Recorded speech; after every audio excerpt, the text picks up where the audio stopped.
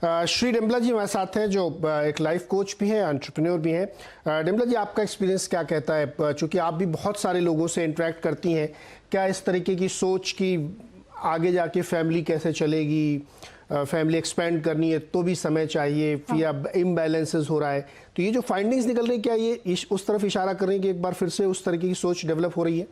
और उसका एक बड़ा कारण ये है कि आप पैसे कमा लेंगे तो आपको जरूरत नहीं है। जी, सबसे पहले तो मुझे बहुत खुशी है इस बात की कि इस तरफ ध्यान दिया जा रहा है, एक रिसर्च हुई है पूरी, तो मेहनत की आपकी जो एफर्ट है उसकी बहुत बहुत बहुत शुक्रगुजार हूँ मैं। और दूसरी बात ये है कि मैं पिछले करीब 12 साल से विमेन के साथ वर्क कर रही हूँ। 98% जो मेरे क्लाइंट्स रहते हैं वो विमेन हैं। मैं उनको हीलिंग तो सिखाती हूँ, साथ ही साथ उनको प्रोत्साहन देती हूँ कि वो अपने लिए कुछ कदम उठाएं, अपने लिए एक एडिशनल इनकम क्रिएट करें। अभी तक 35,000 से ज़्यादा विमेन के साथ मैं काम कर चुकी हूँ, औरतों के साथ मैं काम कर चुकी हूँ। और ये बात देखी गई है कि या तो मैरिज के टाइम पे ये चीज़ आजकल हो रही है कि फैमिलीज़ प्रेफर करती है कि विमेन एजुकेटेड हो, मतलब उनको एक एजुकेटेड, एक ब्रांडेड बहू चाहिए जो कि डॉक्टर है, वकील है, अच्छा ब्रांड है। पर शादी के बाद बहुत एलीट फैमिलीज़ में, ये तो मिडिल क्लास की रिसर्च हुई है, लेकिन बहुत एलीट फैमिलीज़ में भी ऐसा देखा गया है कि सर्कमस्टांसेस कुछ ऐसे बना दिए जाते हैं कि जो विमेन है, जो लेडी है, उसको अपना काम छोड़ना पड़ जाता है। मतलब अभी भी जो सोसाइटी की सोच है वो ये है कि अगर एक लड़की काम कर रही है तो उसकी जो नौकरी है वो एक तरीके से हॉबी है, मतलब वो एक बेसिक इनकम नहीं हो सकती, वो एक पैशन नहीं हो सकता। और साथ ही साथ ये भी देखा गया है कि एक्सपेक्ट किया जाता है कि ठीक है तुम अपनी नौकरी कर रहे हो या अपना बिजनेस कर रहे हो तो उसके साथ तुम बाकी सब टेक केयर करोगे, मतलब उसके साथ तुम घर भी टेक केयर करोगे। तो वो जो एक सोच है कि अगर हस्बैंड और वाइफ दोनों कमा रहे हैं तो वो दोनों बराबर हैं, दोनों मतलब वो इनकम फैमिली में ला रही है तो हस्बैंड भी साथ में काम बटाए। और मैं ये नहीं कह रही कि सारे परिवारों में ऐसा होता है, बहुत सारे परिवार हैं जिसमें ये बदलाव आ भी रहा है, ये सोच बदल रही है। लेकिन जो अधिकतर महिलाओं के साथ मैंने काम किया है उसमें ये देखा गया है कि इस चीज़ को लेके वो बहुत परेशान होती हैं। बहुत बार ऐसा होता है कि वो ऑलरेडी एजुकेटेड हैं, ऑलरेडी नौकरी कर रही हैं, शादी के टाइम पे ये बताया जाता है और शादी के बाद उनको नौकरी छोड़ने पे बोल दिया जाता है, सिर्फ इसी के चर्चे की एक मेल ईगो कह सकते हैं। दूसरा ये भी है कि उनको ऐसा लगता है कि अगर वो जॉब कर रही हैं तो बच्चों का देख रेख नहीं हो पा रहा। और ये सोच बदलने की ज़रूरत है क्योंकि वर्किंग विमेन मुझे लगता है बेहतर टेक केयर कर सकती हैं बच्चों का भी और पूरे परिवार का भी। विमेन आर मल्टीटास्किंग, वो बहुत सारे काम एक साथ कर सकती हैं।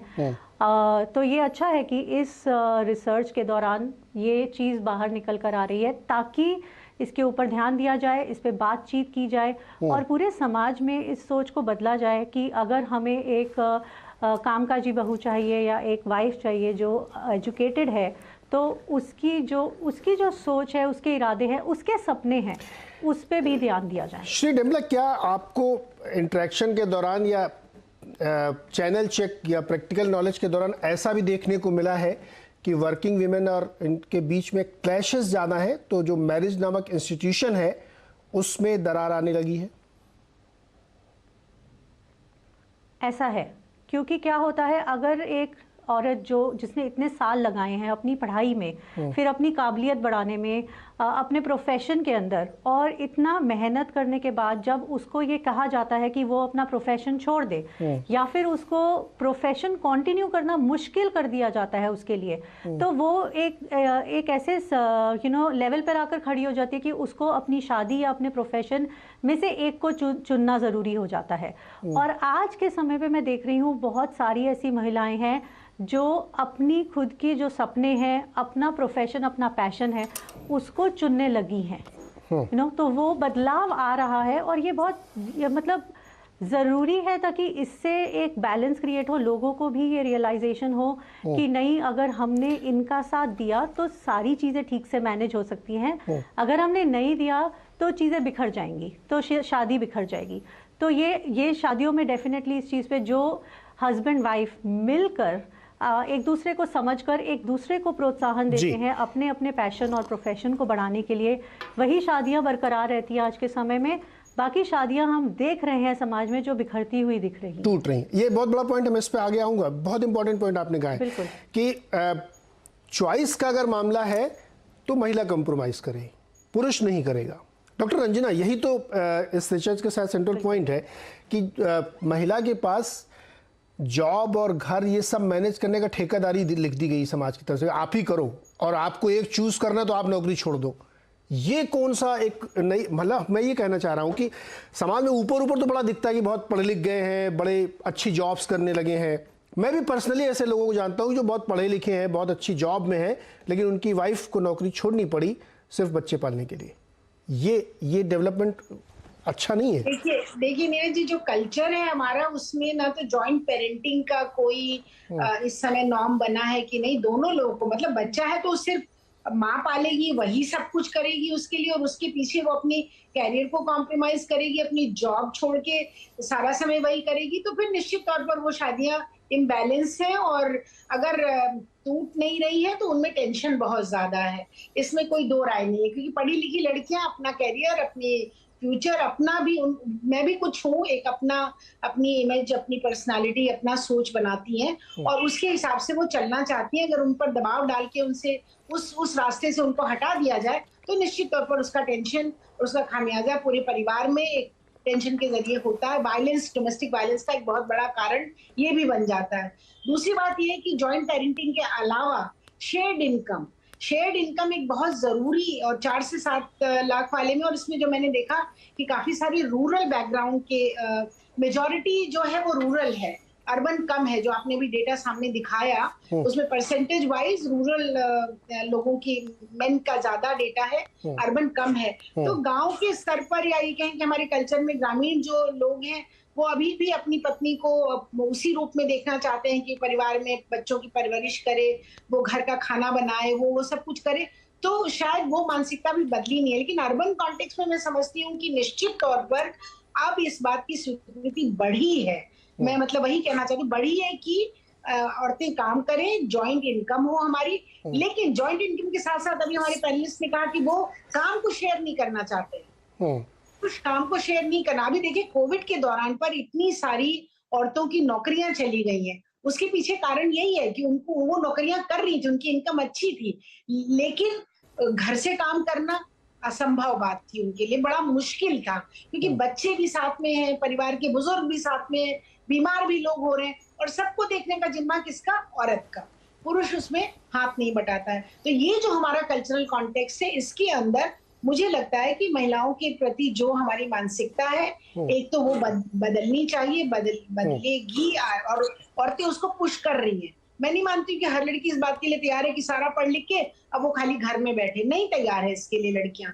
क्यों बैठे वो? जो लो इनकम काम छोड़ने की इच्छा जो 66% आप दिखा रहे हैं, तो अगर उनकी इनसिग्निफिकेंट इनकम है और बच्चा है घर में, परिवार की तमाम जिम्मेदारियां, और अभी हमारे एक पैनलिस्ट ने कहा कि उनको मजबूर कर दिया जाता है कि वो काम नहीं करें, इतनी ज्यादा उन पे काम का, घर का बोझा हो जाता है कि फिर वो बाहर का भी करें, घर का ट्रिपल बर्डन ढोने के लिए आज की लड़कियां तैयार नहीं है। तो हो सकता है कि संभवतः अभी खास तौर से कोविड के बाद बहुत सारी लड़कियों ने काम छोड़ा है, और महिलाओं ने, और बहुत सारी महिलाएं काम से हटाई गई हैं। तो एक अपने आप का जो वर्क पार्टिसिपेशन रेट की बात हो रही है, तो 10% हमारी महिलाएं वर्क फोर्स से बाहर चली गई हैं। आप ये सोचिए कितनी बड़ी एक हमारे सामने क्राइसिस है। दुनिया में वैसे ही हमारा वर्क पार्टिसिपेशन रेट महिलाओं का बहुत लो है, और अब उसमें से 10% और कम हो गई है। तो फिर तो हमारी एक पूरी की पूरी विमेन वर्क फोर्स आज घर में बैठी हुई है। तानिया जी, आप चूंकि इंटरनेशनली भी मैच मेकिंग कराती हैं, मान लीजिए 2 ऐसे कैंडिडेट हैं, एक न्यूयॉर्क में रहता है, एक लंदन में, उसमें से कौन रीलोकेट करेगा आफ्टर मैरिज? ये हमने कोविड के दौरान बहुत देखा था। 2 जनों को कनेक्ट कर रहे हैं, एक अलग अलग, जैसे आप कह रहे हैं, एक टोरंटो में है, एक लंदन में है। समहाउ आई थिंक ऐसे एक एक्सपेक्टेशन हमेशा से रही है कि लड़की को ही रिलोकेट करना है। ऐसा बहुत कम हुआ है कि बॉयज ने आके बोला है कि अगर उसकी जॉब ज्यादा अच्छी वहां पर है, उसका करियर प्रोस्पेक्ट वहां अच्छा है और मैं भी वहां जॉब ले सकता हूँ, तो आई कैन मूव। और ऐसा नहीं है कि कभी नहीं हमने सुना है, ऐसे कई बॉयज आके बोलते भी हैं, ऐसे ऐसा नहीं है। मैं कहूंगी थोड़ी सोच अब बदल भी रही है, ओपन माइंडेड लोग बहुत मिलते हैं। तो जब उन्होंने बोला भी है कि हम मूव करेंगे, आई थिंक वो थोड़ा फैमिली से ऑपोजिशन आया है, बिकॉज फैमिलीज को अभी भी लगता है कि चाहे हमारा बेटा सोचे कि क्यों नहीं, हमारे इक्वल करियर्स है एंड लड़की उतना ही कमा रही है जितना वो खुद कमा रहे हैं, सो इक्वल इंपॉर्टेंस देनी चाहिए दोनों के करियर्स को।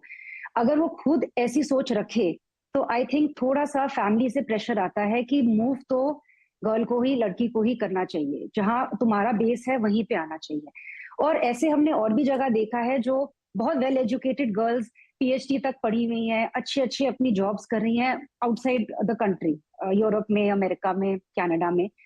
जब वो हमें अप्रोच करती हैं कि इंट्रोडक्शन के लिए, तो उनके लिए भी आई थिंक उनको यही अंडरस्टैंडिंग है कि उनको ही मूव करना पड़ेगा।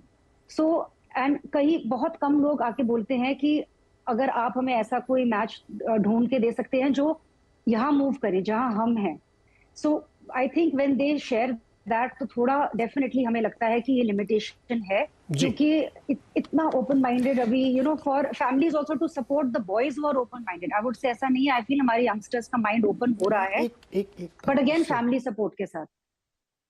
जी देव, एक क्विक क्वेश्चन आपसे। अब इस स्टडी को आप फर्दर एक्सपेंड करेंगी या फिर आप महिलाओं की तरफ भी स्टडी करेंगी कि वो किस तरीके के लोगों के साथ शादी करना चाहती है या उनकी प्रेफरेंसेस क्या है? दिवा। बिल्कुल, एक्चुअली मतलब दोनों तरफ से। एक तो आप जैसे लोग बोल रहे थे मेरे स्टडी सिर्फ दिल्ली के अराउंड है, सो दिल्ली, हरियाणा, राजस्थान, यूपी, लेकिन I am going to expand this to south of India as well to see what the variation is along with other researchers, and also look at what preferences women क्या चाहती हैं marriage market में, उनका क्या reaction है towards different kinds of men. तो ये research जारी है along with two other Indian researchers. So I'm taking this forward and hope to share some of that soon. लेकिन एक बात तो मैं कहना चाहती थी कि थोड़ा क्लैरिफाई करने के लिए, डॉक्टर लिंगम ने जो बोला, फैमिलीज भी अकाउंट रन करती हैं, तो almost half the accounts are actually run by family and not by the men themselves. और हम देखते हैं कि फैमिलीज एक्चुअली ज्यादा कंजर्वेटिव प्रेफरेंसेस दिखाती हैं, तो फैमिलीज ही चाहती हैं, कम चाहती हैं वर्किंग वुमेन। तो ये डिफरेंस दिखाई देता है डिजाइन स्टडी में। जी मुझे एक बहुत छोटा सा ब्रेक लेना है, कुछ सेकंड्स का। लौट के आएंगे तो इस चर्चा को थोड़ा और एक्सपेंड करेंगे कि दो वर्किंग लोग अगर मैरिज कर रहे हैं तो उसमें क्या चैलेंजेस आते हैं जिसको प्रीएम्प्ट करके इस तरीके के रिस्पॉन्सेज हमें मिल रहे हैं, और बहुत सारे इंसिडेंसेस हम लोग देख रहे हैं समाज में बढ़ते हुए, उनके क्या कारण है, मैरिज इंस्टीट्यूशंस पे क्या असर पड़ रहा है, इस पर चर्चा करेंगे। बहुत छोटा सा एक ब्रेक है, तुरंत वापस आते हैं।